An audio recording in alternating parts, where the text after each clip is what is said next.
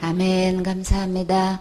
구원상담 1번죄 출애굽기 20장 14절 말씀. 간음하지 말지니라. 아멘.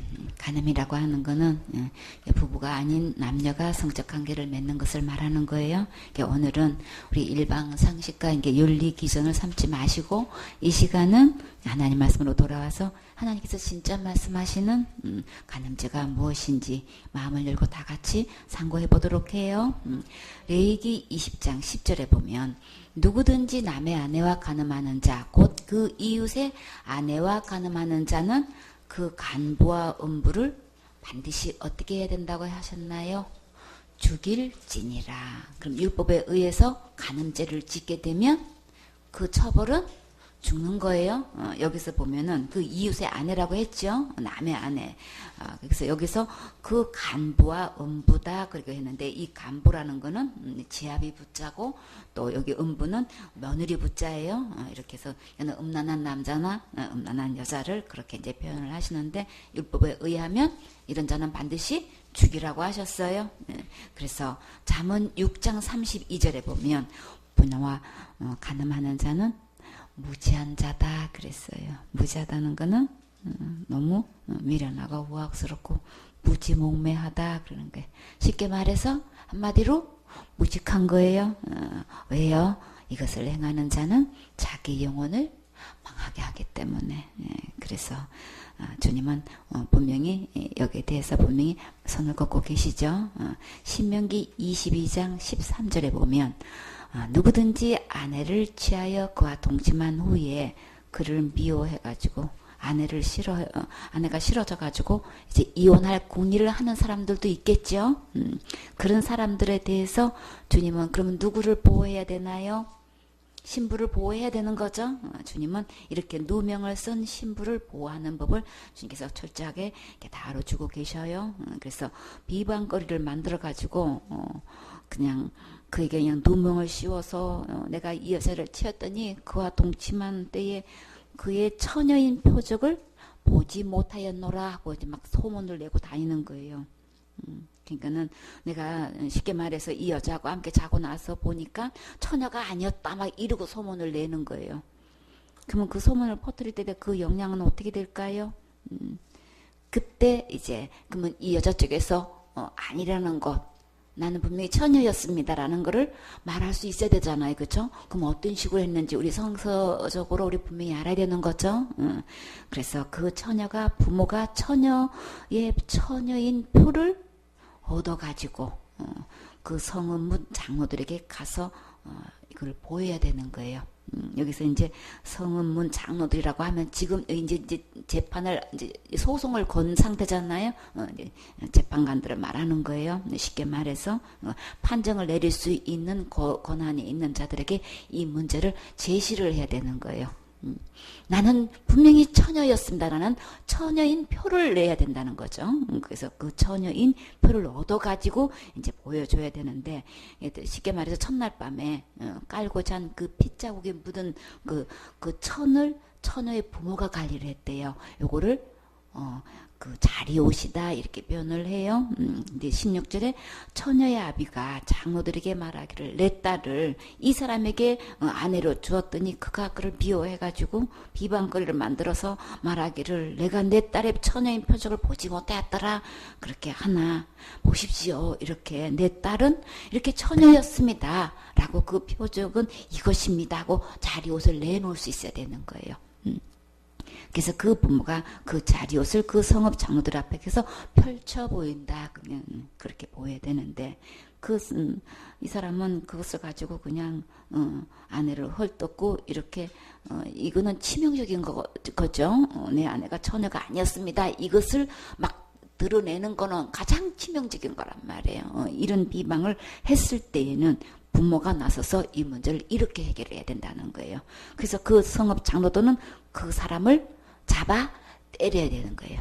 아내를 이렇게 미워해가지고 이렇게 그냥 처녀가 아니었습니다. 이렇게 비방글을 만들어서 막 이혼을 하려고 하는 이런 사람들은 철저하게 신부를 보호를 하되 이렇게 비방을 삼은 그 남자는 그냥 얼마만큼 때려줬는지는 모르겠어. 그냥 혼내주는 거야 한마디로. 안 죽을 만큼 해야 되는 거예요. 하여튼 잡아서 때려줬다 그랬어요. 그런 사람은 진짜 맛 보여줘야 되죠. 그러면 이 아내는 어떻게? 이 사람이 맞은 것보다도 더 큰 거를 맞은 거예요. 그쵸? 가장 치명적인 것을 맞은 거잖아요. 그러니까 이스라엘 처녀에게 누명 씌움을 인하여 그에게 그냥 말로만 되는 것도 아니고 매 맞는 걸로 끝나는 게 아니고 은 100세겔을 벌금을 내야 된다 그랬어요. 그래서 그거를 여자는 받아가지고 아비에게 주고 그 여자로 그 남자의 평생에 버리지 못할 아내게 되게 하라 그랬어요. 그러면 여기 은 100세겔은 혹시 얼마인지 아시나요? 은 1세겔은 노동자의 하루 품삯이에요. 그러면은 100세겔이면 100일 동안 일한 품삯인 거예요. 그거를 이제 벌금을 물게 해서 그걸 받아서 이제 아비한테 주고 아버지가 가서 처녀인 표적을 이렇게 얘기했기 때문에 살아날 수 있었잖아요. 그 돈은 아버지가 가져가게 돼. 이 부모님도 거기에 대한 충격은 이루 말할 수가 없잖아요. 그죠? 그렇게 그냥 고이 기른 딸을, 다른 이유도 아니고, 이렇게 처녀가 아니었습니다라고 누명을 씌우고 모든 사람들 다 이게 소문을 내고 돌아다녔으니, 그 부모가, 자식을 잘못 길렀다는 얘기밖에 안 되잖아요. 그죠? 부모도 똑같이, 그 충격을 받는 거고, 똑같이 그 말에, 돌 던질 말에 부모가 받은 상처도 엄청나죠. 그죠? 그 피해에 대한 보상을 아비한테 주도록 이렇게 주님은, 이렇게 지리하고 계셔요. 그래서 그 일이 참되어 그 처녀에게 처녀인 표적이 만약에 없었을 경우에 그러면 그 아비의 집에서 무슨 행동을 한 걸로 주님은 계산하시나요? 창기의 행동을 한 걸로 계산을 하셔요. 그래서 이스라엘 중에서 악을 행하였습니다. 그러면 처녀인 표적이 없다면은 혼인 전에 관계를 해서 이렇게 했기 때문에 이거는 주님은 뭐라고 해요? 악을 행했다라고 하는 건 그러면 어떻게 처벌이 내려질까요? 너는 이와 같이 하여 너희 중에서 너희 악을 제할지니라. 어떻게 악을 제하냐 봤더니 21절에 처녀를 그 아비 집에서 문에서 끌어내고 그 성읍 사람들이 그를 돌로 쳐 죽일지니. 그러면 혼인 전에 이렇게 간음죄를 지으면 그건 하나님 앞에서 악이로되 어떻게 이 문제를 치리하셨어요? 간음죄 지으면 그럼 어떻게 죽는 거예요? 돌에 맞아 죽어야 되는 거예요. 그래서 이와 같이 그 아비 집에서 창기의 행동을 한 것으로 계산하시고 이런 자는 이렇게 돌로 쳐 죽여서 이스라엘 중에서 악을 행한 자는 이렇게 다시는 그런 죄를 범치 않도록 모든 사람들 앞에서 지금 이렇게 처형을 해야 되는 거예요. 그리고요 남자가 또 이제 다른 경우에 이제 이렇게 처녀를 결혼했을 때 그 남편이 그렇게 했을 때에 이제 처녀인 표적이 있었으면은 그렇게 살게 되고 아내를 보호하게 되고 만약에 진짜 그야말로 비방이 아니고 정말로 처녀인 표적이 없을 때는 그 아내는 다른 사람에 의해서 돌로 쳐 죽임을 당해야 되는 거예요. 그러니까 간음하지 말라 이 7계명에 간단하게 한 줄이 되어 있지만 거기에 대한 이 법은 결국은 죽음을 부르게 되는 거죠. 그래서 22절에 또 다른 경우를 한번 봐봐요. 남자가 유부녀와 통간함을 보거든. 결혼한 사람이 남편이나 아내 이외에 이성과 이렇게 성적 관계를 맺었을 경우에는 그 통간한 남자와 그 여자를 둘 다 어떻게 해야 되나요?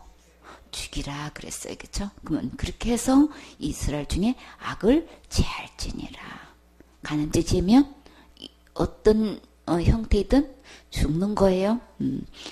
그리고 23절에 처녀인 여자가 남자와 약혼한 후에 약혼을 했을 경우에 또 이런 일이 벌어질 경우도 있죠. 그래서 어떤 남자가 그를 성읍 중에서 만나서 통간을 했어요. 그렇기 때문에 너희는 그들을 둘 다 성읍문으로 끌어내고, 그러면 둘 다 어떻게 돼야 되나요? 어떻게 죽어요? 돌로 쳐 죽일 것이니. 그 이유는 뭐 때문에 그럴까요? 그 처녀는 성읍 중에 있어서도 뭐 때문에 죽은 거예요? 소리 지르지 않은 걸로 인해서. 성읍 중에서 소리를 질렀으면은 나 좀 살려달라고, 구해달라고, 힘으로 못 이기니까, 그쵸?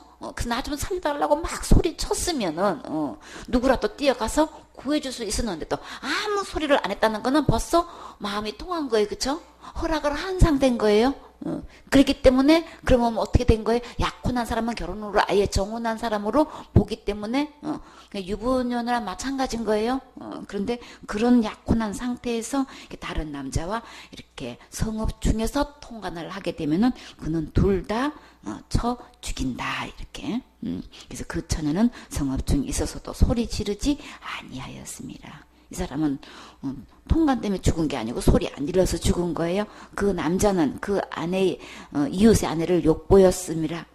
그래서 당연히 죽게 되는 거죠. 그래서 너는 이같이 하여 너희 중에 악을 제할지니라.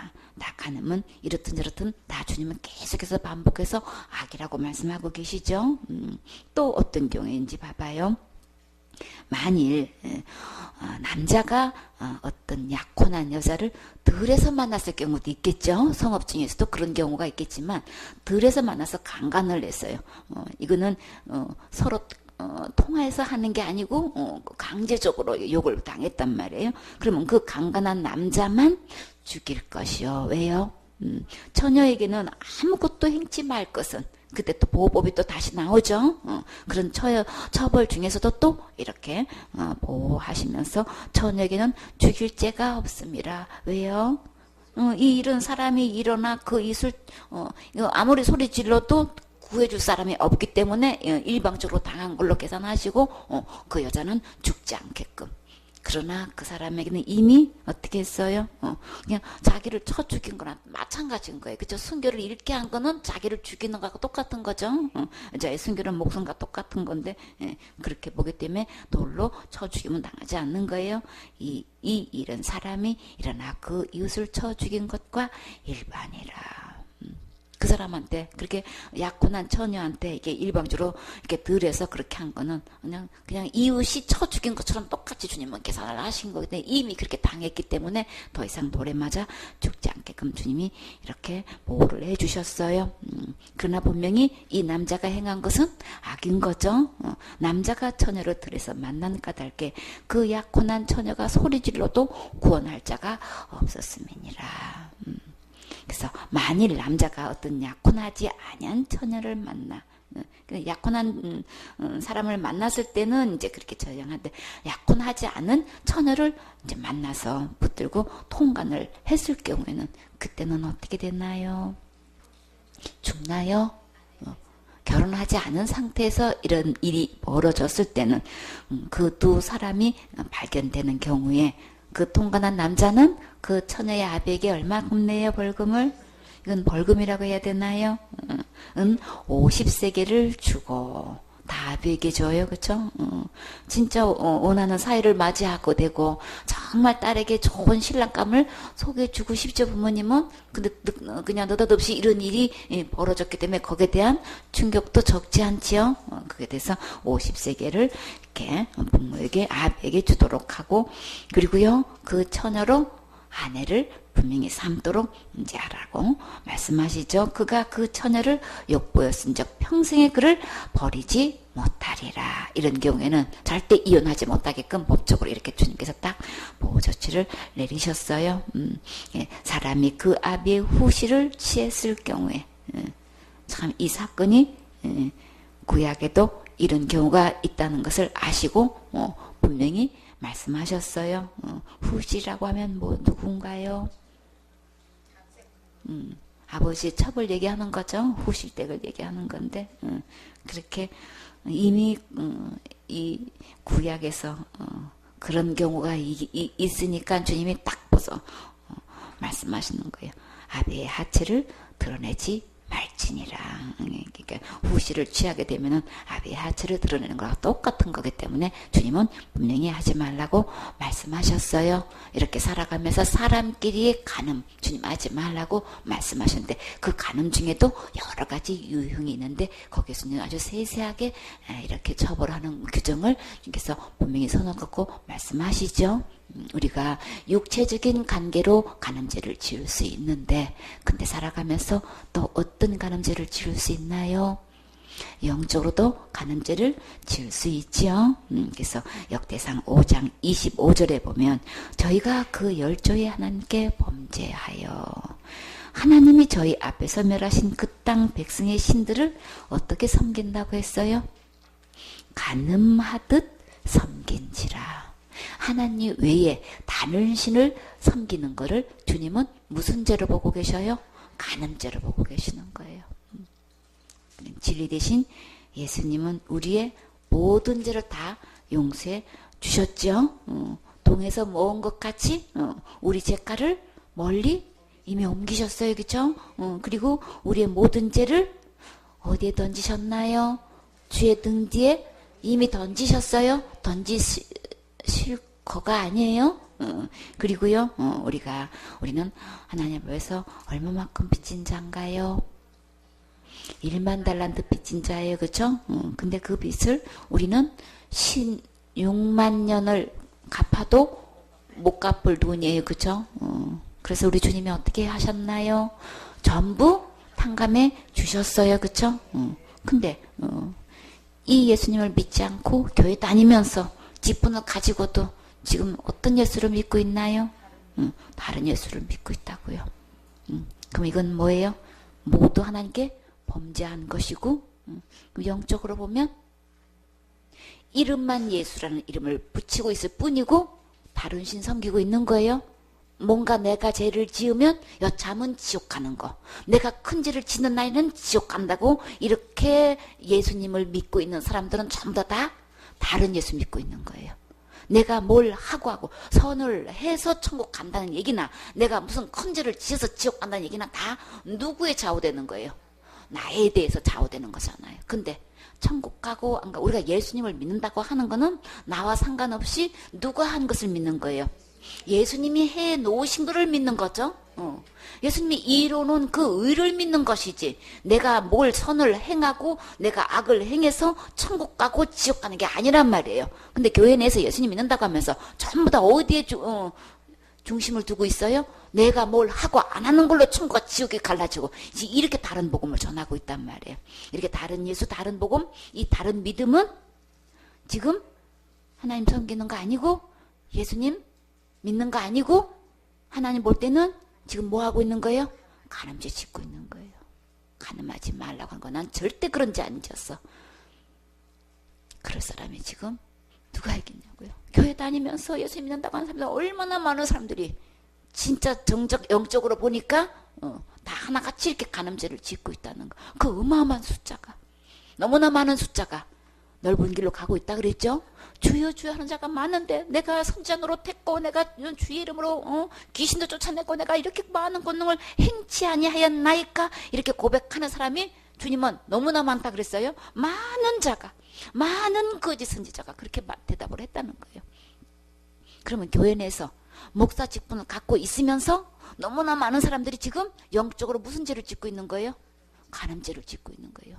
예수님이 다 해놓으신 거는 뭐고, 내가 뭘 하고 안 하고로 지옥 가는 거는 뭐고, 내가 이렇게 했잖아, 내가 열심히 하고 있잖아, 내가 이렇게 회개하고 있잖아, 그냥 전부 다 내가 한 걸로, 그러니까 내가 당연히 천국 가야지. 전부 다 내가 하고 있어. 예수님 한 거는 간 것도 없고 예수님 믿는 거 아닌 거예요. 그건 다 영적으로 지금 심각한 간음죄를 짓고 있는 거예요. 그럼 율법으로 어떤 처벌을 받아야 되는 거예요? 다 돌에 맞아 죽어야 돼. 그럼 어디 가야 되나요? 이게 영적인 간음죄를 우리가 이렇게 짓고 심각하게 짓고 있다는 걸 모른다고요. 근데 바울은 어떻게 했나요? 누구의 열심으로? 내가 하나님의 열심으로 너희를 위하여 열심을 내노니. 뭐에 대한 열심을 내요? 내가 너희를 정결한 처녀로 누구에게? 한 남편인 누구에게? 그리스도께 드리려고 중매함이로다. 이렇게 그냥 온통 영적 간암죄로 짓고 있는 이들 정결한 신부로 만들어서 이렇게 중매를 해야 되는데 그 중매하는 가정에서 정결한 처녀가 되지 않으면, 신부가 되지 않으면 결혼할 수가 없죠. 거룩하신 그리스도께로 이 중매가 되지가 않는다면 상대가 안 되죠. 하나님은 거룩하신 분이라 죄인하고는 같이 있을 수가 없잖아요. 그러면 그 신부로서는 어떤 신부가 되는 거예요? 정결한 처녀로 중매를 해야 되는데 아직도 큰 죄 지으면 지옥 간다고 하고 있고, 큰 죄 중에서 뭘로 가장 큰 죄를 보고 있어요? 유대인은 할례 안 받으면 이거는 절대로 안 돼. 아주 그냥 중동 사람들은 돼지고기 먹었다가는 아주 그냥 이건 그냥 지옥으로 직결이야. 아주 대한민국 사람들은 큰 죄 중에서 뭐가 제일 커요? 저 사람은 지옥 간다고 이렇게 믿고 있는 사람들은 그러면 정결한 건가요? 흠이 있는 거예요? 점이 있는 거예요? 티가 있는 거예요? 주름 잡힌 것이 있는 거예요? 그 죄가 아직 해결이 안 됐잖아. 그 죄를 짓는 날에는 지옥 간다면 아직은 그 죄는 해결이 안 된 상태잖아. 그러면 뭐예요? 정결한 처녀? 지금 아니잖아요. 그러면 중매할 수가 없지요. 우리는 바울처럼 우리 뭐 하고 있는 거예요? 그렇게 온통 간음죄로 져 있는 그런 자를 정결한 처녀로 그리스도께 중매하는 작업을 하고 있는 거예요. 그러려면 믿음을 체킹해봐서 예수님의 그 보혈로 십자가의 죽음과 부활을 통해서 우리의 지옥갈 모든 죄를 다 영원히 다 깨끗하게 정결하게 씻을 수 있는데, 씻어 놓으셨는데 그것을 안 믿는단 말이지. 그러니까 그는 다른 믿음인 거예요. 정결한 처녀가 어떻게 되느냐 말이지. 예수님께서 내가 태어나기도 전에, 내가 무슨 선행을 하기도 전에, 내가 악한 죄를 짓기도 전에 주님이 어떻게 하셨어요? 2000년 전에 그 모든 죄를 다 해결해 놓으셨죠? 그 예수님이 해 놓으신 걸로 우리는 누구나 다 정결한 처녀가 돼서 예수 그리스도께 나가서 신부가 될 수가 있는데, 중매할 수 있는데 그거를 안 믿는다는 얘기인 거지. 큰 죄는 안 된다고 하니까는 예수님이 다 온전하게 용서해 놓으신 걸 이걸 안 믿기 때문에 그러면 그 상태는 누가 봐도 정결한 처녀 아닌 거란 말이에요. 그래서 믿음을 체킹하지 않을 수가 없는 거예요. 아직도 나는 도대체 어디까지 믿고 있느냐는 거지. 예수님이 해놓으신 걸 어디까지 믿고 있느냐는 말이에요. 여차하면 내가 그거 지는 날에는 지옥 간다고 하는 그 믿음은 절대 정결한 처녀 아직 아니에요. 중매할 수 없어요. 그럼 어디 못 가요? 천국 갈 수 없는 믿음이란 말이에요. 왜 이게 안 깨어지냐고. 왜 이게 안 믿어지냐고. 왜 그런 거예요? 사단이 너무나 거기서 교묘하게 속여놓고 있어가지고 이게 그렇게 깊이 박혀 있는 거예요. 그러면 이거 깨어나려면 누구 말씀 들어야 되는 거예요? 기록된 하나님 말씀 들으셔야 되는 거예요. 주님은 정결하게 해놓으셨어요. 거룩하게 해놓으셨잖아요. 뭘로? 단번에 몸을 들여서 우리를 거룩하게 해놨다는 거는 정결한 처녀로 해놓으신 거죠. 그 피를 힘입으면 성소에 들어갈 수 있는 담대한 힘이 있는데 그거를 안 믿고 여차 내가 큰 죄를 짓는 날은 지옥 갑니다. 내가 이렇게 열심히 해왔다고 하지 않냐. 내가 한 그거 갖고 붙잡고 있는 사람들은 절대로 그리스도께로 나올 수가 없고 정결한 상태 될 수가 없다. 사람끼리 봤을 때는 그만큼 헌신하고 그만큼 열심으로 뭘 했으면 인정받을 만하고 참 대단한 수고를 했는데, 그런데 하나님 레벨은 될 수 있어요? 아니죠. 우리는 아무리 잘해도 하나님만큼은 할 수 없잖아요. 그쵸? 그래서 어떻게 해요? 하나님이 다 해 놓으셨잖아요. 다 해 놓으신 것 받으면 그러면 누가 하신 거예요? 하나님이 다 하셨으니까 하나님의 그 레벨에 맞게끔 주님이 정결하게 해 놓으셨는데 그걸 힘 입으면 되잖아요. 그걸로 내가 깨끗하게 하면 되잖아요. 그죠? 그거는 받는 거예요? 얻는 거예요? 거룩함을 얻었노라 그랬잖아요. 얻는 거 내가 하는 거 아니란 말이에요. 선한 것도 하는 것도 아니고 악한 것도 그걸로 중매되는 게 아니고 예수님이 해 놓은 거 내가 얻는 거란 말이에요. 받는 거란 말이에요. 받아서 거룩하게 되는 거예요. 받아서 정결한 처녀가 되는 거란 말이에요. 주님이 깨끗하게 해놓으신 거 그거를 안 받아가지고 부정한 여인이 돼가지고 중매할 수도 없고 그리스도의 결혼식에 주인공 될 수도 없고 그 천국에 들어가지도 못하고 이미 문이 닫혀가지고 그때 아무리 문 두들겨도 문 열어줄 사람 없잖아요. 지금 기회가 주어졌을 때에 주님께서 정결하게 내가 태어나서부터 죽을 때까지 그 모든 일을 정결하게 씻을 수 있는 것은 오직 예수님의 그 흘리신 피밖에 없어요. 왜? 죗값은 지금 간음죄 지으면 어떻게 해야 되는 거예요? 어떻게 처벌이 내려지는 거예요? 돌에 맞아? 죽어야 되잖아요. 내가 아무리 말로 해결해서 되는 게 아니고 죽어야 된단 말이에요. 그럼 나는 흠 있는 재물이기 때문에 이건 재물이 될 수가 없잖아요. 흠 없는 재물이라면 하나님께 상달되는 거죠. 흠 없는 재물은 오직 누구뿐이에요? 예수님 하나님 뿐이시잖아요. 그 하나님이 재물이 되어 주셔가지고 피를 흘렸을 때만 나는 정결한 처녀가 될 수 있잖아요. 그러게 될 수 있잖아요. 그러니까는 이 예수님을 힘 입을 때만 내가 정결하게 될 수 있어요. 처녀가 될 수 있는 거, 영적인 처녀가 될 수 있는 거예요.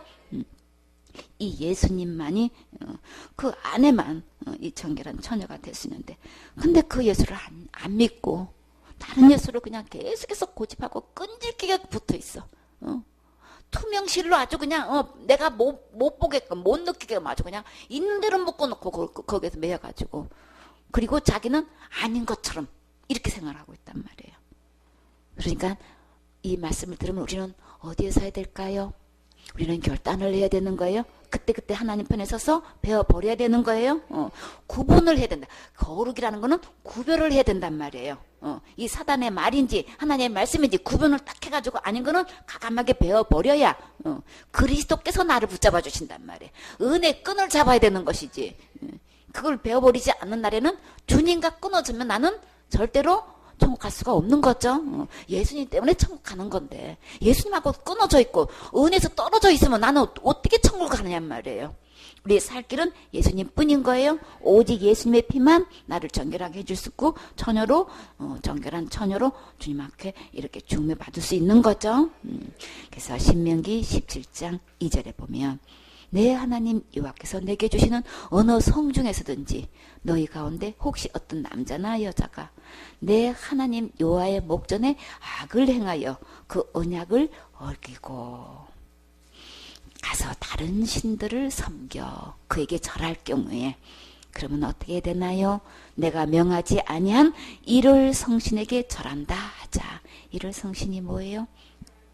해나 달이나 별을 숭배하는 걸 이야기하는 거예요. 그러니까 하나님을 버리고 떠나가지고 이렇게 다른 신을 이렇게 가가지고 절을 하게 되면은 혹이 그 일을 내게 고함으로 내게 듣거든 그런 소리를 들었거든 자세히 사실하여 볼지니 진짜 그랬는지 아닌지 정확하게 가서 파악을 해서 만약 그 일과 말이 확실하여서 정말 이렇게 하나님을 떠나서 다른 우상한테 숭배를 했다면 절을 했다면 이거는 이스라엘 중에 이런 가증한 일을 행함이 있으면 다른 신한테 전하는 거는 주님은 가증하게 보는 거예요. 주님께서 제일 믿게 보는 거예요. 제일 그냥 얄밉게 보는 거예요. 이걸 아주 흉측한 일을 저질렀다고 주님 보고 계시는 거예요. 주님이 제일 미워하시는 거예요. 다른 신 섬기고 있는 거는 어떤 이름의 모양을 갖고 있더라도 이를 여기서는 이를 성신이라고 했지만 다른 신인 거예요. 이렇게 섬기고 있으면 너무나 가증한 것이기 때문에 그런 거는 주님은 너는 그 악을 행한 남자와 여자를 내 성문으로 이끌어내고 그랬어요.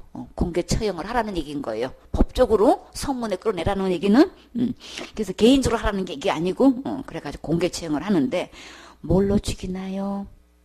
돌로 그 남자나 여자를 쳐 죽이되 죽일 자를 2사람이나 3사람의 증거로 죽일 것이요 한 사람의 증거는 죽이지 말 것이니 왜 개인 감정을 놓고 음모를 꾸며서 할 수도 있으니까 반드시 2-3사람의 증인을 통해서 확실한 증거를 얻은 후에 그렇게 죽인대. 이런 자를 죽이면은 증인이 먼저 그에게 손을 댄 후에 백성이 손을 댈지니라. 너는 이와 같이 하여 너희 중에 악을 제할지니라. 이게 영적인 간음이 하나님 떠나서 이렇게 다른 신에게 숭배하고 절을 하는 것은 주님은 가증히 여기기 때문에 도로 이건 쳐 죽이라고 주님께서 이렇게 처벌하셨어요. 예레미야 13장 27절에 보면 내가 너의 간음과 사떡한 소리와 들의 작은 산 위에서 행한 내 음행의 비루가 가증한 것을 보았노라. 이 사떡했다는 건 요란스럽고 간특하고 간사하고 악독한 거 이런 것도 주님 보셨대요. 주님 정말 미워하시는 거. 그래 비루하다 그랬죠. 내 음행에 비루하고 주님 보시기엔 너무나 더럽고 추접한 걸 이야기하는 거예요. 참 우상한테 이렇게 숭배하는 이 모든 것은 이 우상 보면은 꼭 그들이 숭배하는 절차 중에서 보면은 꼭 이 남녀가 같이 그 관계를 하는 걸로 숭배 중에 하나의 예식 절차가 있는 거예요. 그러니까는 이게 그 850대 1로 갈매산 전투를 치를 때 그 자기네끼리의 제사 방법 중에서 그 선지자가 있었다 그랬죠. 선지자가 여선지자가 있고 남자가 있어서 그 예식 중에서 그 숭배하는 절차 중에서 그게 있는 거예요. 그러니까는 주님이 그게 너무너무 아주 그냥 막 너무 보기 싫은 거예요. 제일 보기 싫은 거예요. 그 모습들이. 그래서 이제 그런 사특한 소리 막 이런 것들 작은 산이고 뭐 이런 것들로 이제 이렇게 행음을 해가지고 주님 보실 때 전부 다 안전소리는 다 표현을 다 하셨어요. 그래서 비루하다 가정하다 막 사특하다 주님이 이렇게 표현하신단 말이에요. 그래서 주님은 이런 자에게 뭐가 있다고 하셨나요? 화 있을진저 예루살렘이여 내가 얼마나 오랜 후에야 정결하게 되겠느냐. 얼마나 내가 기다려야 되겠어? 얼마나 참아야 되겠어? 언제까지 그런 죄악들을 저질러야 되겠어? 정결하게 되려면은 누구에게로 와야 되나요? 예수께로 와야 되죠. 하나님께 돌아와야 되는 거죠. 언제까지 얼마나 오랜 후에야 네가 정결하게 될 거야. 그 짓을 언제까지 그렇게 간음죄를 짓고 내가 그렇게 싫어하는 거 그렇게 미워하는 거 그런 죄를 계속 할 거냐고 주님은 탄식하는 모습인 거예요. 예레미야 23장 14절에 내가 예루살렘 선지자 중에서 가증한 일이 있음을 보았나니. 다른 것도 아니고 예루살렘의 선지자라고 하면은 그러면 하나님의 종으로 다 존경을 하고 있죠. 그런 막강한 위치에서 있는데 하나님 보실 때에 이 예루살렘의 선자들이 지금 무슨 일을 하고 있대요? 가증한 일을 하고 있다는 거예요. 너무나 주님이 싫어하는 일을 밉게 여기는 일을 하고 있다는 거예요. 지금 예루살렘의 선지자가 지금 어떤 미운 짓을 하고 있는 거예요? 그들이 간음을 행하며 어떻게 예루살렘의 선지자가 간음을 행하냐고요. 그리고 행악자의 손을 굳게 하여 비양심적으로 살아가는 그런 다른 사람들이 막 흉악한 그런 생활 방식들을 아예 아주 그냥 옹호하고 있어. 지지하고 있어. 오히려 지도자가 돼가지고 선지자가 돼가지고 그래서 그들의 손을 굳게 한다는 거예요. 그 악에서 돌이킴에서 없게 하였은즉 오히려 책망하고 그쵸? 그들을 징계해가지고 그걸 돌이키게끔 권면하는 게 아니고 오히려 그걸 옹호를 하고 있으니 어떻게 이들이 깨닫겠냔 말이지. 선지자 위치에 있으면 주님은 거기서 분명히 그거 얘기해 줘야 되는 거죠. 옹호를 하고 있어가지고 그 악에서 돌이킴이 없게끔 하는 일을 하더라는 거예요. 그래서 그들은 다 내 앞에서 어떤 사람과 주님께서는 똑같다고 하셨나요? 소돔과 같다. 토돈 사람과 다름이 없다 그랬어요. 예루살렘 선지자가 이렇게 가증한 일을 해서 간음을 앞장서서 이렇게 하고 있으니 이런 사건 우리 주위에서도 들어볼 수 있죠. 그래서 주님 보실 때는 그런 사람을 소돔 사람과 다를 바가 없고 예루살렘 선지자가 아니라는 거예요. 그 거민은 그 백성들은 그 주민들은 전부 다 뭐예요? 고모라 사람과 다름이 없느니라. 소돔과 고모라가 결국은 어떻게 됐나요? 유황불이 내려와서 그냥 다 불타버렸죠. 주님 보실 때에 선지자가 이러고 간음죄를 짓고 있고 이렇게 오히려 그런 자들을 지지하고 있으니 도대체 어떻게 되겠냔 말이에요. 그래서 그저 그 주민이나 그 선지자나 지금 뭐예요? 다 똑같이 소돔과 고모라와 다를 바가 없더라 지금. 주님 보실 때 진짜 너무나 이거는 너무나 정말 볼 수 없는 장면인 거죠. 정말 가증이 여길 수밖에 없지요. 근데 영적으로 보면요, 교회에서 지도자가 이거 구분해서 다른 믿음을 갖지 않고 진짜 기록된 성경 말씀대로의 믿음을 갖게 해서 그들을 하여금 예수님께로 와서 정말 정결하게 해야 되는데 지도자가 먼저 앞에서 오히려 어떻게 하고 있어요?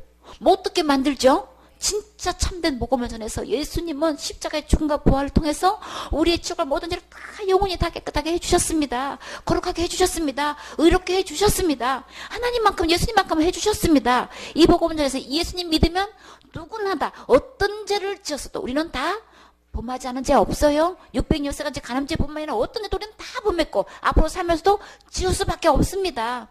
그렇기 때문에 우리는 내가 스스로 뭘 조심하고 절제하고 내가 돌을 닦아가지고 수양을 해가지고 아무리 해도 우리는 이 문제를 해결할 수 없습니다. 그래서 우리는 구제불능입니다. 그래서 우리 주님은 어떻게 하셨나요? 다 덮어주신 거예요. 안 되니까 우리 스스로 안 되니까 다 보혈로 덮으시고 그 대가를 누가 지불하셨어요? 예수님이 다 지불하시고 우리에게 은혜로 주셨습니다. 그래서 주님의 은혜만 우리는 살 길이 있는 거예요. 그렇죠? 우리는 절대 할 수가 없기 때문에 그대로 두면 어디 가니까 다 지옥 가서밖에 없으니까 주님 너무나 불쌍히 여기시고 자비를 베푸셔서 그 모든 죄값을 누가 당하신 거예요? 예수님이 다 감당하시고 그냥 스스로 그것을 다 지시고 우리를 거기서 건져주셨죠. 죄값은 돌로 쳐 죽게 되기 때문에 돌에 맞아 죽게 되는 거를 예수님이 대신 죽어주셨지요. 더 죽어주셔가지고 내가 그 벌을 받지 않고 그 지옥에 가지 않고 다 깨끗하게 씻겨서 이렇게 천국 갈 수 있도록 주님이 다 해놓으셨는데 그래서 어느 누구든지 교회에 오기만 하면 다 정결한 처녀가 돼서 다 그리스도와 함께 결혼식해서 정말 천년 동안 신혼여행 가고 새 예루살렘과 새 땅과 새 하늘이 내려와서 하늘에서 신부단장한 아주 거룩한 새 예루살렘이 하늘로부터 내려온다 그랬죠. 거기서 세세 무궁토록 행복하게 살 건데 다 그렇게 살 수 있게끔 이렇게 은혜로 다 베풀어 놓은 거. 그러면 주의 종이라면 교회 목사님이라면 그 일 선포해 줘야 되는 거죠. 그래서 그리스도 안에 들어서 정결한 처녀가 되게 해서 삶 가운데서 정말 세상 그 풍습대로가 아니고 그리스도 안에 있는 말씀대로의 가치관을 확립해 주고 구불된 삶을 살 수 있게끔 이렇게 양육시켜 줘야 되는 것이 마땅히 이 선지자가 해야 할 일인 거죠. 근데 앞장서 가지고 아예 그 복음은 듣지도 못하게 가로막고 있고 오히려 그냥 내가 열심히 뭘 하는 걸로 내가 열심히 회개하는 걸로 충성 목사 헌신하는 걸로 천국 가고 지옥 가고 이거 제 문제를 해결하는 걸로 이렇게 그냥 계속 앞장서 가지고 그들의 손을 굳게 해버리면 그렇게 몰아세우면 그 담력을 얻어가지고 우리 목사님이 이렇게 가르치셨는데요 막 이래가지고 그냥 그대로 따라가잖아요. 그냥 다 뭐예요? 영적으로 보면 교회가 아니고 주님 보실 때는 전부 다 소돔과 고모라와 다를 바가 없는 거예요.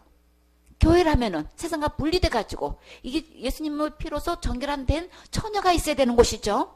그 주님이 언제든지 와도 그 예배를 흠양할 수 있는 그런 교회가 돼야 되는데 교회 내에서 이렇게 이 다른 신이 예수님의 이름을 가장해 가지고 이렇게 경배받고 있고 숭배받고 있고 다른 복음을 퍼뜨려서 전부 다 내가 하는 종교 행위를 똑같이 하고 있는 거예요. 그 절에서 보니까 다른 종교에서 보니까 교회나 절이나 다를 바가 하나도 없어. 거기서는 내가 뭘 그냥 돌을 닦아서 뭘 한다고 하는데 교회 내에서 내가 뭘 철저히 회개해가지고 한다고 하니까 말만 틀리고 그 동네가 다 그 동네야. 진짜 신앙이라는 것은 내가 할 수 없기 때문에 하나님의 은혜를 입어서 하나님의 해놓으신 거 받아서 누리는 게 이 특권인 거예요. 그렇죠? 이게 신앙인 건데 할 수 없는 것을 해놓은 거 받아서 주님이 다 해주셨어요. 이렇게 깨끗하게 해주셨어요. 다 용서해 주셨어요. 거룩하게 해주셨어요. 그럼 우리는 말끝마다 누구를 자랑하는 거예요? 예수님이 해놓으신 거, 하나님께서 해놓으신 거 이거 자랑하는 건데 그래서 우리를 다 택하셨죠. 누구 안에서? 그리스도 안에서 우리는 모두를 택하신 거예요. 한 명도 지옥 가지 않고 다 택하셔서 다 천국 오도록 이렇게 주님께서 완벽하게 해놓으셨는데 이 예수님을 전하면 그대로 듣고 믿어서 정말 다 천국 갈 수 있게끔 해놓으셨는데 교회 내에서 도대체 이 일을 안 해주니까 어디 가도 도대체 들어볼 수가 없어 도대체. 그래서 주님 보실 때는 뚜껑 열고 보면 교회가 아니야. 그냥 여기 가도 소돔과 고모라밖에 안 되고 저기 가도 그러고 주님이 언제나 기다려야 정결하게 되겠느냐. 얼마나 오래 내가 기다려 정결하게 되겠는 거야. 어? 얼마나 오래 기다려야 말씀으로 돌아오겠는 거야. 도대체 말씀은 덮어놓고 믿으니 진짜 말씀은 어떻게 기록했는지도 모르고 그 다른 교훈이 교회 들어와가지고 다른 복음이 교회 들어와가지고 이걸 장악을 하고 있어. 절대 그냥 복음이 교회 안에뿐만 아니라 내 마음에 차지하고 있는 여러분의 마음속에 중심에 어떤 것이 주장하고 있고 고집하고 있는지 한번 보라고요. 내 중심에 진짜 누구 말을 믿고 있는지, 누구 말을 들어왔고 누구 말에 아직도 지금 좌우되고 있는지 자신을 잘 점검해 보란 말이에요. 더 이상 속지 마세요. 말씀으로 배워버리세요. 정결하게 되세요. 지금 되지 않으면 지금 우리는 언제 어떻게 죽을지 모르잖아요. 지금 기로 삼으세요. 고집 부리지 마세요. 주님은 고집 부리지 말라고 주님은 눈이 당부하셨죠. 그 완악한 마음을 완악하게 아주 강팍하게 가지고 하나님 말씀을 가지고 예리하게 그 부분을 배워버려야 될 판에 하나님 말씀을 거부하는 쪽으로 이렇게 결정을 내리면 어떻게 살 길이 생기겠냔 말이에요. 영적으로 가는지 분명히 있어요. 예레미야 3장 14절에 나 여호와가 말하노라 배역한 자식들아. 배역하다는 거는 은혜를 저버리고 배반하는 걸 말하는 거예요. 그래서 하나같이 하나님을 버리고 하나님 말씀을 떠나서 다 배역한 자식들인 거예요. 그래서 주님은 한마디로 뭐라고 하고 계셔요? 돌아오라. 지금이라도 늦지 않았으니까 빨리 돌아와. 지금 전부 다 하나님을 떠나서 말씀을 떠나 있는 거는 하나님을 배반하고 있는 거예요. 배역한 자식인 거예요. 그래서 하나님은 우리에게 대해서 하나님 자신을 어떻게 표현하셨나요? 나는 너희의 남편이다. 주님은 남편이라고 하셨다고요. 그러면 진짜 참된 남편. 우리는 어떻게 하면 돼요? 돌아오면 되는 거예요. 우리가 할 수 있는 거 아무것도 없어요. 그저 다만 하나님께로 돌아오면 되는 거예요. 죄가 뭐가 죄라 그랬어요? 하나님 버리고 떠난 게 죄라 그랬어요. 죄의 해결은 그 하나님께로 돌아오는 거예요. 그 예수님께로 돌아오는 게 진짜 남편이 예수님께로 돌아오는 게 진짜 회개인 거예요. 진짜 할 일인 거예요. 그러면 주님이 다른 거 다 해놓으셨어요. 그 결정을 내가 하는 거예요. 돌아오면 되는 거예요. 그래서 하나님 버리고 떠난 것을 주님은 어떻게 표현했나요? 에베소 2장 1절에 너희의 허물과 죄로 죽었다 그랬어요. 우리는 하나님 버리고 떠나는 순간에 우리는 죽은 거예요. 하나님 버린 거 버리고 버렸으면 누굴 따라간 거예요? 다른 신을 따라간 거예요. 그게 우리의 허물인 거예요. 흠투성이란 말이에요. 그런데요, 우리 주님은 우리를 불쌍히 여기셔서 우리를 사랑하셔서 죽었던 우리를 살리셨어요. 어떻게 살리셨어요? 십자가에 대신 죽으시고 우리를 살리셨죠. 다시금 하나님을 마음에 모실 수 있도록 영생 되시는 그 생명 되시는 예수님을 모실 수 있도록 주님이 우리에게 생명을 주셨어요. 그럼 우리는 생명을 받으면 되죠. 생명을 어디 가서 받아요? 예수님 안에 있으니까 예수님께로 돌아오면 생명을 받을 수 있죠. 다시 살아날 수 있어요. 이 예수님께로 돌아오지 않는 상태는 지금 나 영적으로 죽어있는 상태인 거예요. 허물 상태에 있는 상태인 거예요. 정결은 전혀 아닌 거죠. 그러니까 빨리 주님은 그런 우리 모두를 살리셨기 때문에 살리신 정결에 하신 예수님께로 돌아오면 되는 거죠. 그래서 하나님 버리고 떠난 상태를 2절에 그때 너희가 그 가운데서 행하여 이 세상 풍속을 쫓고 그 가운데서 행했다는 것은 다른 신을 쫓아갔다는 얘기인 거예요. 이 세상 풍속 말씀대로 따라가는 게 아니고 세상 풍속을 쫓았다 그랬단 말이에요. 공중에 근세 잡은 자를 따랐으니 곧 지금 누구 아들 가운데 역사는 여긴 거예요. 이 세상의 영은 공중에 근세 잡은 자는 불순종의 아들들의 역사하는 영이다. 하나님의 영 아니고 거룩한 영 아니고 진리의 영 아니고 어둠의 영인 거예요. 악한 영인 거예요. 사단의 영인 거예요. 악한 자 하나님 버리고 떠난 그것은 다른 신을 쫓아간 거예요. 마귀를 따라간 거예요. 이렇게 하나님 버리고 이렇게 다른 신을 쫓아간 것은 이거는 곧 무슨 죄인가요? 간음죄잖아요. 본 남편을 두고 외간 남자 따라가면 이건 분명히 간음죄 맞지요. 우리 영적으로 하나님 버리고 다른 신 따라간 거는 다 간음죄 지은 거예요. 저는 분명히 간음죄 짓지 말라고 했어요. 정결하게 되려면 지금 주님께서 내게 돌아오라 그러셨죠. 마태복음 5장 27절에 또 간음치 말라 하였다는 것을 너희가 들었으나 어디서 들었나요? 오늘 본문 말씀에 출애굽기 20장 14절 말씀인 거죠. 근데요, 주님은 또 어떻게 계산하세요? 이 간음죄를 내가 이 육적으로 실행한 걸 우리는 간음죄로 계산을 한단 말이에요. 근데 주님이 계산하는 이 간음죄는 어떻게 계산하시나요? 여자를 보고 음욕을 품는 자는 이 마음속에 음탕한 욕심을 이렇게 품기만 해도 호색하는 마음만 갖기만 해도 주님은 다 이미 마음에 뭘 죄를 지었대요? 간음을 하였느니라. 마음으로만 생각만 해도 몸으로 실행을 한 걸로 계산하는 게 아니고 마음으로만 그런 음탕한 욕심을 품게만 했어도 그런 마음만 가졌어도 그런 생각만 했어도 전부 다 이미 간음한 거로 주님 계산하신단 말이에요. 그래서 모든 죄는 우리는 실행한 걸로 계속해서 자꾸 주장한단 말이에요.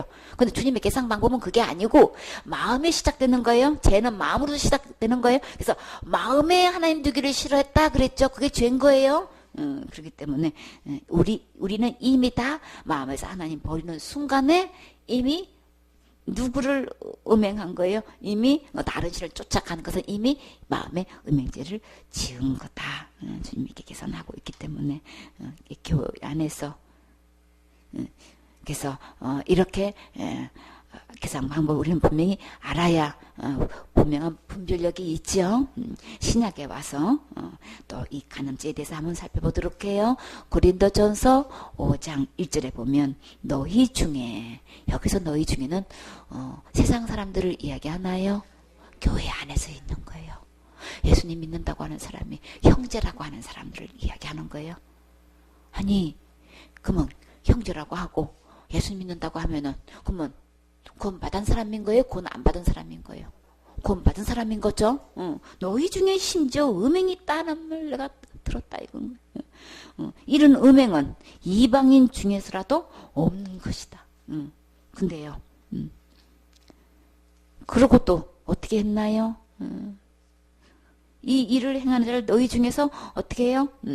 그러고도 너희가 오히려 교만하여져서 그걸 분별을 못하고 그 분별을 못하는 거는 주님은 뭐 때문에 못한다고 했어요? 마음이 높아서 교만해가지고 하나님께 영적으로 겸손한 상태, 아주 맑아있는 상태, 아주 투명한 상태 되면 이게 분명히 분별을 할 텐데 마음이 높아가지고 이렇게 형제가 이런 죄를 범했는데도 아니 아비의 아내를 취했다고 하면 지금 누구를 취한 거예요? 엄마를. 여기서 보면은 이제 아버지의 척을 취된 후처를 갖다가 취했다고 지금 나오고는 있는데, 하여튼 아버지의 아내면은 엄마 뻘이죠. 이렇게 이런 건 이방인 중에서도 볼 수 없는 건데 그 아비의 아내를 취하였다는 그런 소리를 지금 듣고 있다. 교회 안에 계모와 이렇게 불륜 관계를 가진 사람이 있다고 들었는데 말이지. 이런 음행은 이방인 중에서도 없는 일이 아니냐. 그러니까 바울이 들으니까 기가 막힌 거예요, 진짜. 그리고 또 그냥 하나도 이거 다스릴 사람이 없는 거야. 그 원인은 너희가 오히려 교만하여져 가지고 어찌하여 통한이 여기지 아니하냐. 이게 막 가슴이 뼈저리도록 그냥 막 마음 아파하고 이거 한탄하는 마음이 있어야 되는데 도대체 전혀 그런 게 없어. 통한이 여기지도 아니하고 그리고요 그 일 행한 사람들을 너희 중에서 물리치지도 어떻게 하느냐. 그런 자를 어떻게 교회 중에 그냥 두고 있는 거냐 말이지. 그래가지고 그런 일이 일어났으면 어떻게 되는 거예요? 뼈저리게 탄식하고 마음 아파하고 부끄럽게 여기고 막 한시라도 빨리 그런 자를 교회 안에서 빨리 어떻게 되나요? 물리쳐야 되는 거죠. 어떻게 그게 물리치자고 여태까지 묵인하고 있는 거야 도대체가. 자, 몸에 암이 있다고 이제 알게 됐어요. 그럼 어떻게 되나요? 그냥 내비둬야 되는 거예요? 그래 그냥 같이 살자 그래야 되는 거예요?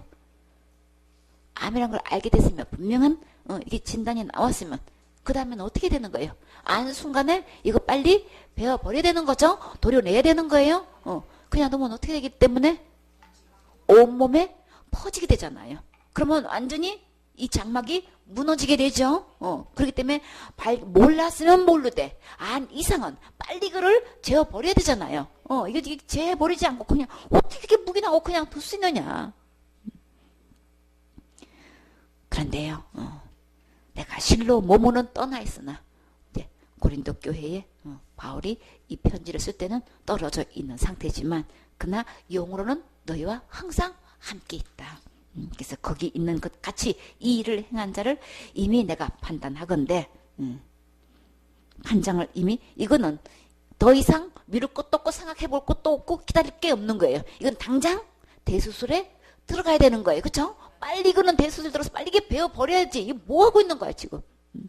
비록 내가 몸은 떠나 있지만 너 영적으로는 같이 있기 때문에 이미 다 판단 내려져서 판정이 난 거야. 판정을 내렸으니까 누구의 이름으로? 주 예수의 이름으로 너희가 내 영과 함께 모여서 예수님의 이름으로 모여서 예배드리는 이 교회 내에서 이런 자는 어떻게 되는 거예요? 우리 주 예수님의 능력으로 이런 자를 어떻게 해요? 사단에게 내어 던져야 되는 거예요. 내어 버려야 되는 거예요. 그냥 그렇게 절대 안 된 거예요. 교회 내에서. 그래서 이는 육신은 멸하고 영은 주 예수의 날에 구원을 얻게 하려 함이라. 우리의 예수님이 있고 모든 죄가 용서받아서 천국을 갈 수 있게끔 주님께서 정결한 처녀로 영적으로 정결하게 주님께서 해놓으셨어요. 근데 살아가면서 교회 생활을 하면서 살다가 그런 사람이 이렇게 큰 죄 지을 수 있어요? 얼마든지 지을 수 있어요? 나는 그런 죄 안 지을 건데요.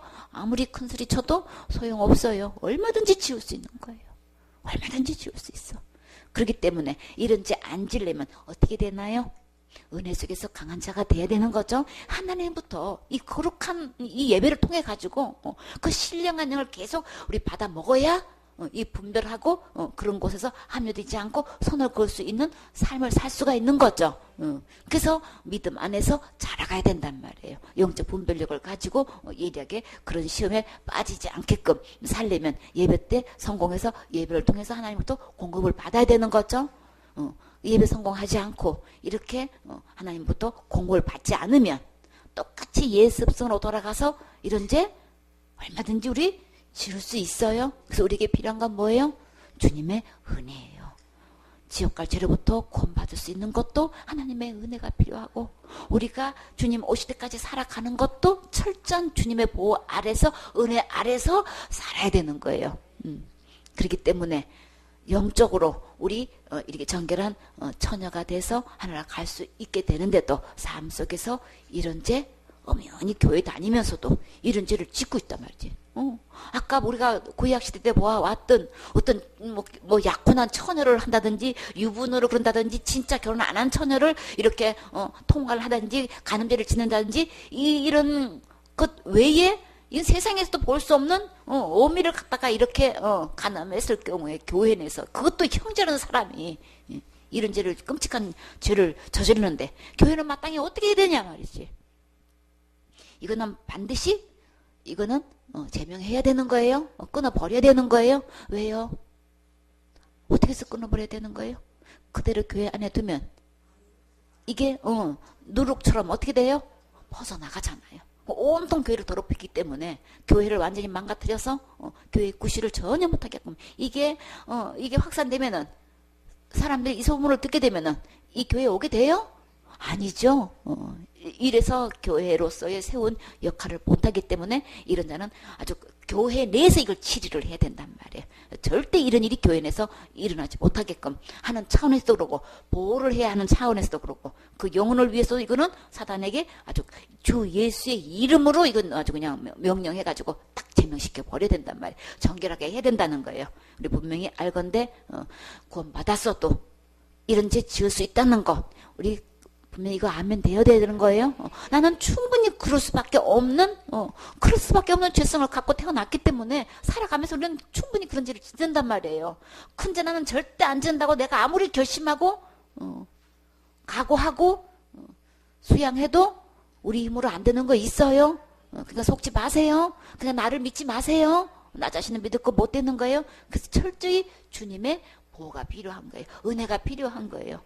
그래서 사람들한테 그 말이 이해가 안 돼. 낙답이 안 돼. 어떻게 그 예수 믿는 사람이 그런 죄를 지을 수 있어요? 저는 그런 죄 안 지을 거야. 저 있는 대로 큰 소리 친다니까.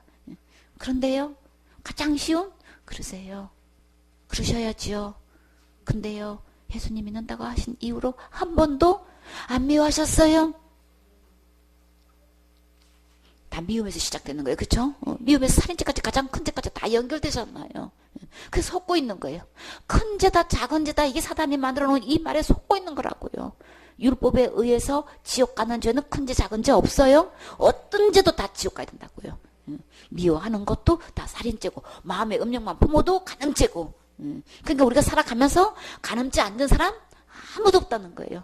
어떻게 계모를 그렇게 할 수 있어? 어떻게 엄마를 그렇게 할 수 있어? 우리는 돌 던질 수 있어요. 그러나 우리는 다 그제 범한 자들이고 앞으로 지을 수밖에 없다는 거. 이거를 나 자신의 근본 뿌리가 얼마나 악하고 구제불능이라는 그걸 빨리 깨달아야 된단 말이에요. 전적으로 이 모든 것은 은혜로 된다는 거 우리가 깨달아야 되는 거죠. 그래서 이런 일이 교회 내에서 일어났을 때는 어떻게 해야 되느냐? 빨리 주 예수의 이름으로 치리해야 된다는 거예요. 그래서 교회를 정결하게 보존해야 되는 거죠.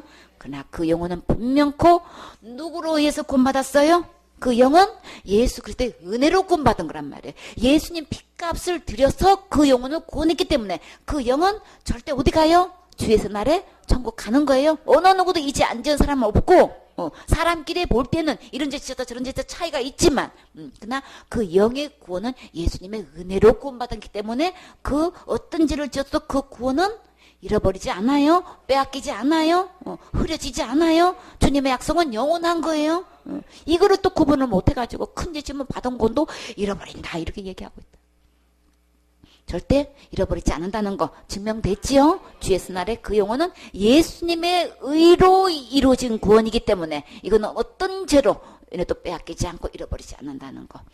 그러나 이런 죄를 지으면 상없지요. 절대 행복하지 않아요. 그래서 주 예수의 날에 이 영혼은 구원을 얻게 되는데 너희의 자랑하는 것이 옳지 아니하노다. 적은 누룩이 온 덩어리에 퍼지는 것을 알지 못하느냐. 분명히 지혜해야 되는 거죠. 순결함을 자랑하는 너희가 뭐를 이렇게 자랑하냐. 우리 교회는 깨끗해 뭐 그냥 나름대로 엄청난 자기의 순결을 자랑이 대단했나 봐요. 고린도 교회가. 그런데 그런 너희가 그런 일을 그대로 계속되도록 방치해 둔다는 거는 이거는 말도 안 되는 거죠. 그냥 두면은 적은 누룩이 온 덩어리에 퍼져가지고 다 망가뜨리는 거 모르는 거야. 자랑도 헛자랑하고 있는 거죠. 진짜라면 이거는 아주 딱 제명을 해버려야 되는 거죠. 다 그냥 가슴을 치면서 탄식하는 마음으로 이거 해야 되는 거죠. 7절에 너희는 누룩 없는 자인데 어떻게 해서 누룩이 없어요? 누룩이 없는 상태는 새 덩어리라 그랬죠. 어떻게 해요? 이 누룩은 그럼 뭘까요? 이 죄를 얘기하는 거죠. 이 죄가 어떻게 누룩이 없어졌어요? 어떻게 새 덩어리가 됐어요? 예수님의 은혜로 정결한 악한 처녀로 비했듯이 지금은 덩어리로 누룩 없는 덩어리로 새 덩어리로 주님은 또 이렇게도 표현하시고 저렇게도 표현하셔요. 새 덩어리가 될 수 있던 것은 오직 예수님의 은혜로 새 덩어리가 되었다는 거죠. 그렇게 되면 우리는 이 묵은 누룩은 어떻게 되나요? 내어 버려야 되는 거예요. 절대 같이 둘 게 아닌 거예요. 함께 둬서는 안 되는 거예요. 그래서 내어버리고 우리의 유월절 양 곧 그리스도께서 희생이 되셨느니라. 어떻게 누룩 없는 새 덩어리가 됐느냐. 주님은 분명히 복음을 말씀하셨죠. 유월절 양 예수님께서 희생양이 되셔서 나는 새 덩어리가 될 수 있었던 거죠. 누룩 없는 새 덩어리가 될 수 있었던 거예요. 그래서 이렇게 이러므로 8절에 우리가 명절을 지키되 무럭누룩도 말고 계약하고 악독한 누룩도 말고 오직 어떤 누룩? 순전함과 진실함의 누룩 없는 떡으로 하자. 그래서 우리의 명절 여기서 명절은 어떤 명절을 얘기하는 거예요? 유월절 명절이죠. 내 안에 유월절 명절이 있어야 되는 거예요. 개인적인 유월절 명절이 있어야 되는 거예요. 진짜 그 명절이 내 안에 이루어져야 되는 거죠. 이 새 덩어리가 되는 날, 예수 그리스도의 그 유월절 희생양으로 인해서 새 덩어리가 될 수 있었던, 누룩 없는 떡, 신령한 떡이 이렇게 될 수 있었던 것. 참, 이 명절이 내게 있어야 되는 거죠. 이거는 정말 우리가 생일을 맞이하면 우리 생일을 기념하듯이 이 명절을 지키라 그랬죠. 내 개인의 유월절 명절 있어야 되는 거죠. 이 유월절 명절은 절대 누룩이 없는 거고, 괴악한 것도 없고, 악독한 누룩도 없고, 전부 다 어떤 거예요? 아주 이렇게 제약된 옛 생활인 거죠. 원래 누룩은 효모예요, 그렇죠? 근데 여기서 말하는 이 묵은 누룩은 죄를 상징하는 거죠. 죄를 비유를 하는 건데, 이 괴악하다는 거는 은행인이 완전히 야릇하고 그냥 괴해가지고 흉악한 걸 얘기하는 거예요. 그러니까는 마음이 악하고 독살스러운 이런 모든 것들은 다 버리라 그랬죠. 내어 버리라. 그래서 이 마음속에서 미움과 악과 음행으로 가득 찬 이 옛 생활은 우리는 과감하게 버려야 되는 거죠. 어제 유월절 명절을 지키되 무릎 없는 오직 순전한 진실한 떡 곧 누구신가요? 예수님은 이렇게 진실한 떡이다, 순전한 떡이다 이렇게 표현하시는데, 또 보면 생명의 떡이다, 영생의 떡이다 이렇게 또 표현하시죠. 오직 이렇게 누룩 없는 것은 예수 그리스도를 얘기하는 거죠. 예수님 안에 있을 때만 그렇게 되는 거죠. 9절에 내가 너에게 쓴 것에 음행하는 자들을 사귀지 말라 하였거니와, 주님 분명히 친구로 보면 그 사람을 알 수 있다 그랬어요. 분명히 이렇게 음행하는 자들하고는 절대 사귀지 말라. 근데 그렇게 분명히 기록을 해놨는데 여기서도 구분을 해야 된다는 거예요. 어떤 구분이 필요할까요? 이 말은 이 세상에 음행하는 자들이나 탐하는 자들, 도색하는 자들, 우상 숭배하는 자들을 도무지 사귀지 말라는 것이 아니다. 그러면은 어떻게 되나요? 우리는 어디로 가야 돼요? 세상 밖으로 나가야 돼. 그래서요, 이제 내가 이것에 너에게 쓴 것은, 만약 어떤 형제를 일컫는 그런 자가 이렇게 음행을 했거나 탐남을 했거나 이렇게 우상숭배를 했을 때에, 우상숭배까지도 해요 또. 그러니 우리 분명히 볼 수 있죠. 형제라고 하는 자가 후욕도 할 수 있어요. 이게 다 뭔 뜻인가요? 그냥 음식이나 재물을 탐내가지고 너무 지나치게 먹고 마시는 것도 탐남하는 거라 그래요. 다른 우상한테 또 이게 막 높여서 우려로 공경하는 것도 우상 숭배고, 후욕을 했다고 하는 거는 거친 말투로 그냥 비난하거나 모욕을 줘서 상처를 입히는 걸 말하는 거예요. 토색하는 거는 정해진 자신의 목 이상의 것을 그냥 강요하는 자를 가리켜서 말하는데, 이거 다 있지요. 그 속에 또 뭐도 있어요? 술 취하거나, 예수님 믿는다고 하면서 형제라고 하는 사람이 술 취할 수 있어요. 술 먹는 사람이 있어요. 그쵸? 그렇게 해서 도색하거든 사귀지도 말고 그런 자와 함께 먹지도 말라. 형제라 일컫는 자가 그랬을 경우에는 아예 이런 사람을 지목해서 사귀지 말라는 거예요. 함께 있지도 말고 함께 먹지도 말래요. 그래서 외인들을 판단하는 것은 내게 무슨 상관이 있으려마는, 그냥 세상 사람들은 어떻게 살든 간 우리가 상관할 게 아니고, 교종 사람들이야. 교종 사람하고는 누구예요? 교회 안에 있는 사람들이는 누가 판단해요? 교회에 있는 사람들이 판단해야 되는 거죠. 외인들은 누가 판단하시나요? 하나님이 판단하시죠. 이 약한 사람들은 너희 중에서 내어 쫓아라. 교회 내에서 이렇게 하는 사람들, 간음죄뿐만 아니라 이렇게 그냥 음행을 하고 탐남하고 우상숭배하고 후액하고 또 이렇게 막 술 취하고 토색하고 이런 사람들, 교회 내에서 이런 사람들이 있으면 절대 함께 마시지도 말고 교제하지 말고 아예 그냥 이런 사람들은 다 치리하라고 지금 분명히 말씀하고 계시죠. 이렇게 해서 주님은 내어 쫓으라고 분명히 말씀하셨어요. 세상 사람들이 어떻게 살아갔든 그들은 하나님이 다 하나님께서 이제 판단하시지만, 교회 내에서는 그러니까는 예수님의 은혜로 구원받았다고 막 살아서 되는 게 아니고, 막 살면 이렇게 막 쫓겨나요. 그러니까 쫓겨나지 않고 진짜 믿음 안에서 아름답게 자라가려면 이런 속에서 우리 깨끗해야 되죠. 정결해야 되죠. 우리가 이렇게 율법으로 보면 우리는 가늠죄 지었으면 다 돌에 맞아 죽게 돼요. 그죠? 그렇게 해서 근데 살 수 있는 유일한 희망이 있다면 누구를 만나면 될까요? 극적으로 살아난 그 주인공 우리 만나볼까요? 어디 가면 있어요?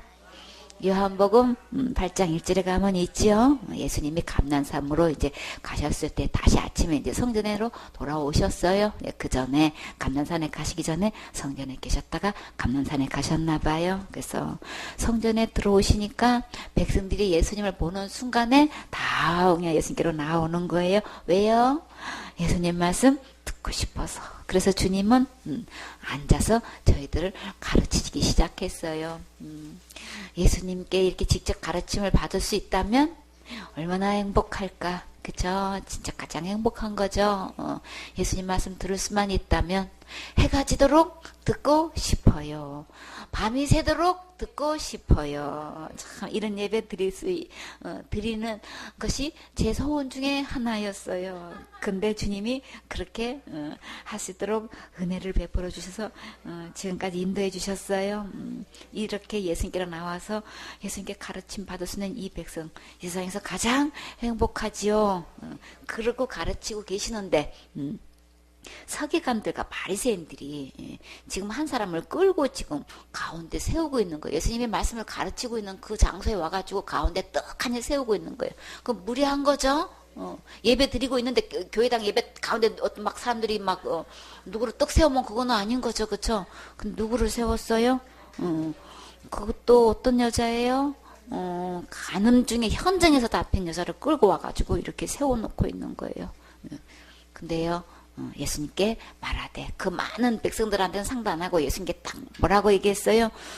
선생님 이렇게 호칭하는 게 아니고 지금 어떻게 하겠어? 선생이요 완전히. 그러니까 이 사람들의 태도를 볼 수가 있는 거예요. 그렇죠? 예수님을 호칭하는 거에서 거기에 자세가 나오죠. 이 여자가 간음하다가 현장에서 잡혔어. 그러니까 당신은 율법에 의하면 이런 사람은 어떻게 되는 거예요? 돌로 맞아 죽어야 되는 거예요. 그렇죠? 돌로 치라고 명령을 하셨는데 이제 그러니까는 서기관쯤 되면 바리새인쯤 되면 누구보다도 성경을 많이 안다고 자부하고 있고 누구보다 또 말씀을 그대로 지킨다고 자부하고 있는 이 바리새인 선생님들 참 분명히 율법에 의하면 돌에 맞아 죽을 사람이다. 근데 선생은 어떻게 말하겠어? 당신 좀 한번 한마디 해보시지. 그 묻는 이유가 뭐 때문에 그런 거예요? 이 선생이라고 하는 존경받는 이 선생이 견해가 어떤지 그게 궁금해서 그랬을까요? 분명히 주님은 뭐라고 하셨어요? 저희가 이렇게 말한 의도는 고소할 조건을 얻으려고. 그럼 어떻게 하려고요? 율법에 어긋난 말을 했다가는 이 건수를 잡아가지고 이따다 하고 어떻게 하려고? 시험해가지고 완전히 그냥 살리려고 그랬어요. 완전히 지금 예수님 죽이려고 시험하는 거죠. 그래서 그 말을 듣는 순간 예수님은 어떻게 표현하셨나요? 아무 말 안 했어. 그런 사람들하고 상대하고 싶지 않아요. 그쵸? 어떤 의도로 이 여자를 이렇게 현장에다가 끌고 왔는지를 다 아시니까. 그 답변은 어떻게 하셨나요? 땅에다가 몸을 굽혀서 손가락으로 땅에 쓰셨어. 뭐라고 쓰셨을까? 주님의 답변을 그쵸? 우리가 그 순간에 예수님이 뭐 낙서하셨겠어요? 뭐 풍경을 그렸겠어요? 그 여자를 세워놓고 그렸을까요? 그건 전혀 아니죠. 그쵸? 내 마음속에 있는 생각을 쓰셨겠죠? 그때 우리 답변으로 말 못하면 다른 걸로도 이렇게 표현하죠. 그쵸? 애기들이 말을 못해도 다 표현해요. 그쵸? 우는 걸로 표현하고 표정으로 표현하고 다 해요. 그런 것처럼 우리 다 읽을 수 있죠. 말이 안 통해도 우리 그 사람들이 하는 거 급한 거 이렇게 표현한 거 보면 다 거기서 그게 그쵸? 느낌 할 때는 오 하는 거는 외국 사람이나 한국 사람이나 똑같이 느껴요. 그쵸? 슬프면 다 우는 소리 하고 눈물 흘리고 다 배고프면 다 똑같이 꼬록 소리 나고 다 그래요. 이게 우리가 말이 안 통해도 하듯이 이런 순간에 예수님은 땅에 손가락으로 쓰셨어요. 그쵸? 그래서 계속 답변은 안 하고 그러고 있으니까는 이 서기관과 바리새인들이 막 재촉을 하는 거예요. 그래서 예수님이 일어나서 분명히 말씀하시기를, 예수님의 말씀 한마디가 누구의 생명이 좌우되는 거예요? 가늠한 여인의 운명이 좌우되는 거예요. 예수님의 말 한마디는 법이에요. 어째서요? 예수님은 심판자예요. 그죠? 예수님의 말 한마디가 우리는 천국 가고 지옥 가게 이게 판가름 짓는다고요. 우리는 모두 다 가늠한 여인인 거예요. 현장에서, 율법에 의하면 현장에서 잡혀온 가늠한 여인이 바로 누굴까요? 다 나예요. 다 우리 모두예요. 이 사람은 특별하게 범죄한 거 아니고 우리 모두예요.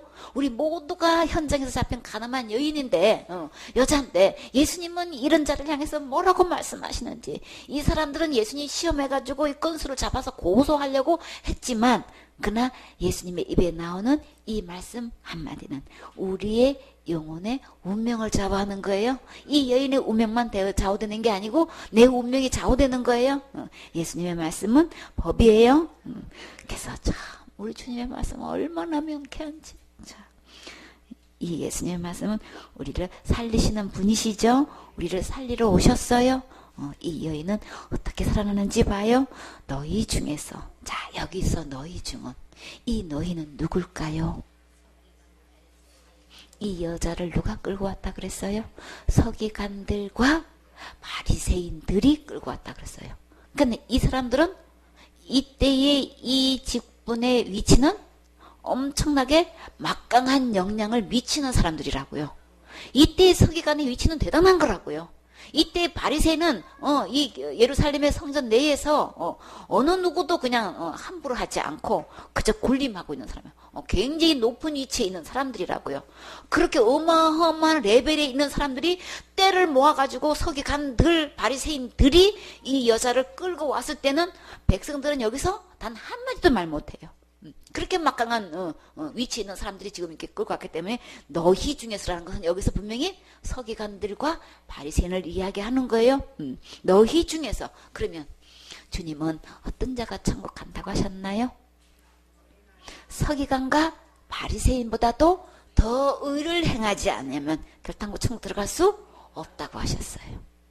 예수님은 그가 동일하게 너희 중에서, 그러면 서기관과 바리새인 중에서 어떤 자가 돌로 치라 그랬어요? 율법으로만 돌을 칠 수 있어. 이 사람은 이미 가늠한 현장에서 잡힌 사람이기 때문에 돌에 맞아 죽게 당연해. 그럼 어떤 이런 자를 어떻게 당신은 치리할 것입니까? 어떻게 처벌할 것입니까? 지금 다들 손에 뭐가 들고 있어요? 돌 들고 있어요. 근데 율법에 의해서 그대로 하게 되면은 돌 던져야 되는 거예요. 왜? 현장에서 잡힌 목격자잖아요. 그쵸? 그냥 돌 잡아서 던져가지고 다 던질 수 있는 자격이 있는 사람들이에요. 이 서기관과 바리새인들은. 근데 지금 누구만 던질 수 있다고 말씀하셨나요? 너희 중에서 어떤 자? 율법을 많이 아는 자? 잘 가리키는 자? 율법을 잘 준행했던 자부하는 사람들, 얼마만큼 율법을 지켜왔다는 사람들이 할 수 있는 거예요. 주님은 분명히 기준이 어디냔 말이에요. 내가 많이 배운 것도 아니고, 내가 많이 아는 것도 아니고, 내가 뭘 많이 한 것도 아니고, 주님의 기준은 어디 있는 거예요? 네가 죄가 있느냐 없느냐. 천국 들어갈 수 있고 없고는 어디에 기준이 있는 거예요? 죄가 있느냐 없느냐는 거예요. 내가 얼마만큼 많이 배웠고 얼마만큼 많이 알고 얼마만큼 신앙생활을 해왔고 이게 기준이 아니라고요. 근데 온통 교회 기준은 어디 있어요? 내가 신학을 공부했고 내가 얼마만큼 알고 있고 내가 얼마만큼 교육을 받았고 내가 얼마만큼 가르쳤고 그냥 내 제자가 얼마만큼 되고 그냥 교인 수가 얼마만큼 되고 헌금은 얼마만큼 나고 전부 다 이런 게 기준이 있다니까. 이런 내가 목사야. 이런 내가 목회를 해왔다고 내가 이런 사역을 했다고 대단하십니다. 내가 그냥 당 회장이고 그 노회장이고 완전히 그냥 총회장이고 엄청나죠, 그렇죠? 이 서기관과 바리새인 위치라는 건 지금으로 말하면 이런 위치에 있는 막강한 위치에 있는 사람들이 그런 사람들이 와서 한마디 하면 굉장히 영향력이 있죠. 근데 주님은 거기 기준 전혀 아니고 어디 기준 주셨어요? 네가 어떤 직분을 갖고 있든 서기관이든 바리새든 그거 주님은 전혀 개의치 않고 네가 지금 현재 죄가 있느냐 없느냐. 누구의 죄? 본인의 죄. 서기관 자신의 죄, 바리새인 자신의 죄가 너희 중에서 너희가 죄가 있느냐 없느냐. 이게 기준인 거예요. 돌로 칠 수 있는 자격은 죄 없는 자가 돌로 치라. 그러면 율법도 조금 더 손상시키지 않고 얼마든지 돌을 던질 수 있게끔.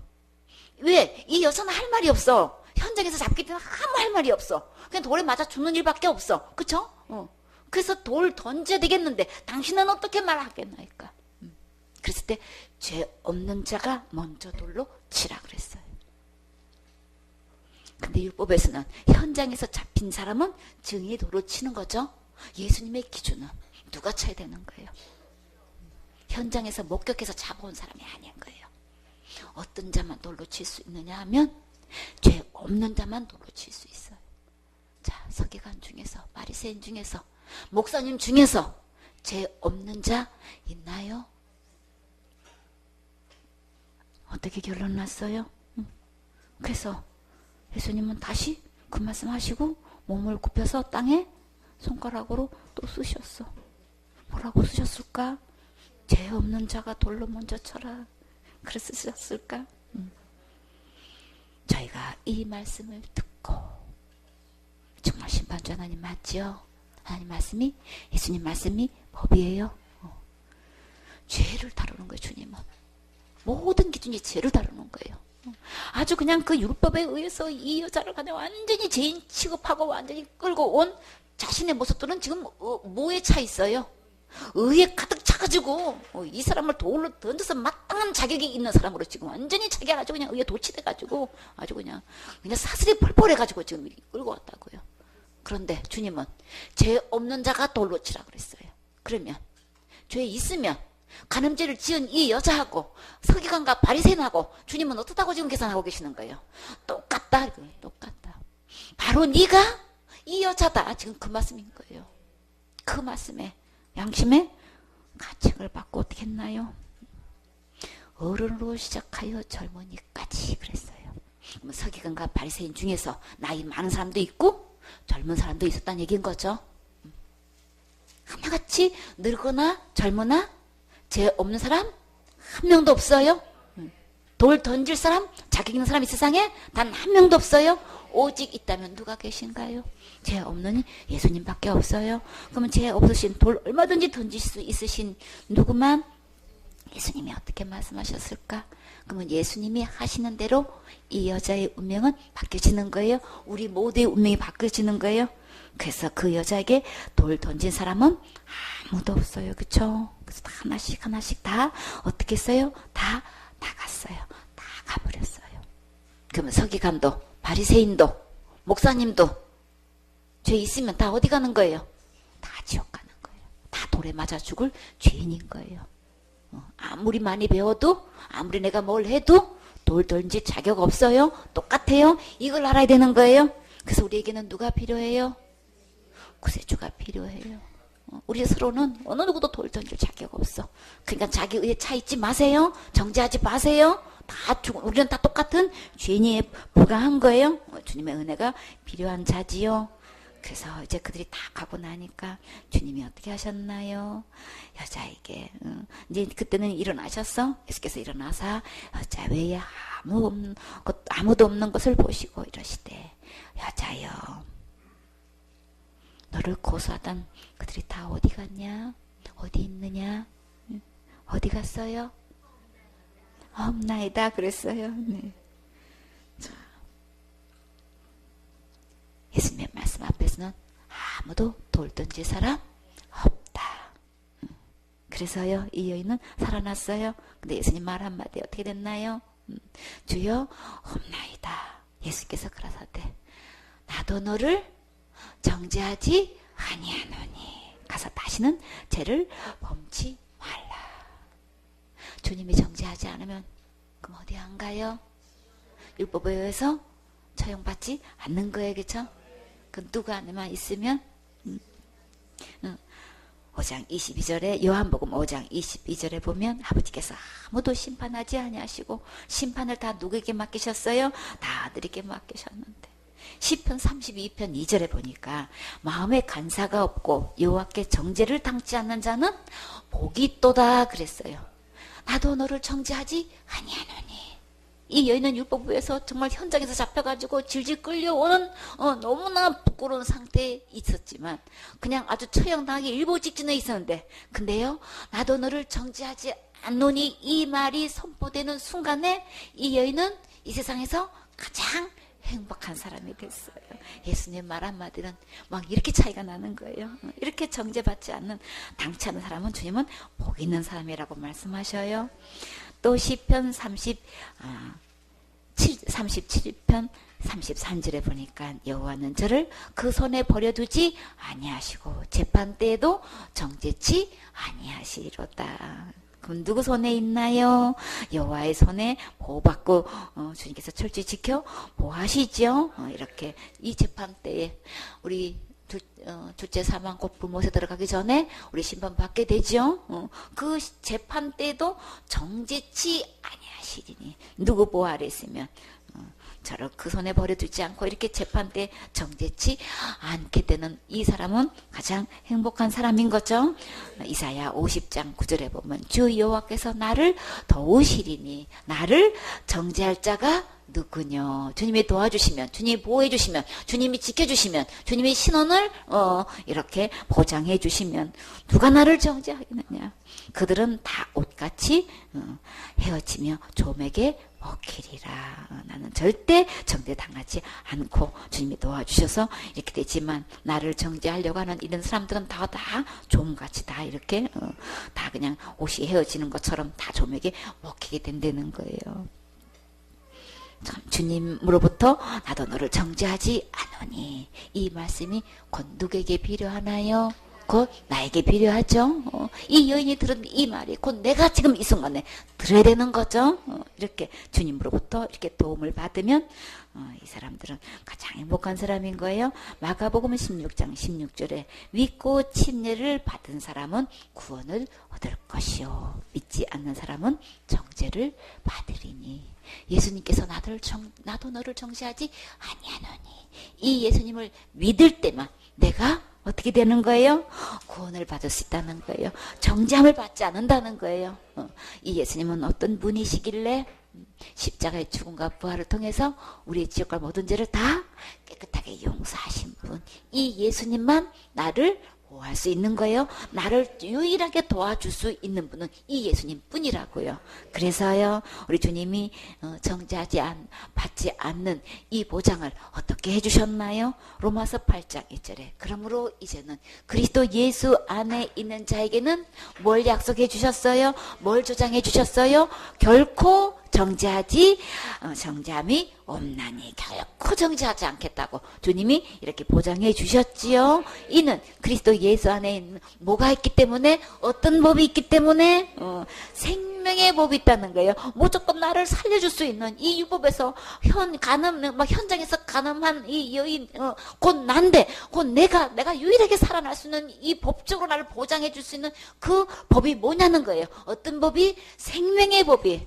그 나를 살릴 수 있는 이 생명의 법은 누구 안에 있다는 거예요? 성령님 안에 있다는 거예요. 그래서 그 법을 어떤 법이라고 하셨어요? 생명의 성령의 법이. 거룩한 영, 곧 누구의 법이에요? 예수님의 법인 거죠. 나를 어느 상황에서도 살릴 수 있는 이 생명의 법은, 성령의 법은 곧 어디에 있나요? 예수님 안에 있는 거예요. 그렇죠? 예수님 안에 이 법, 생명의 성령의 법의 오직 어떤 법에서 나를 해방할 수 있어요? 죄와 사망의 법에서.